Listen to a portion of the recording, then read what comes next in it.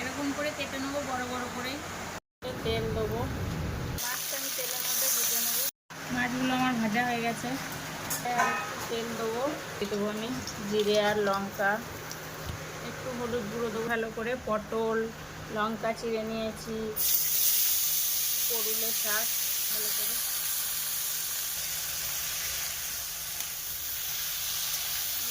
লবণটা দিয়ে দেবো। এবার রেখে দেবো, জল বেরোবে তো সিদ্ধ হবে। আমি মাছগুলো সরিয়ে দেবো কটা। এখন আমার ভাজাটা হয়ে এসেছে, আমার ভাজাটা হয়ে গেছে। এগুলো করুলের ডাঁটি, এগুলো খুব নরম ডাঁটি, এগুলো ভাতের সাথে বা রুটির সাথে দুটোর সাথেই খেতে পারবেন।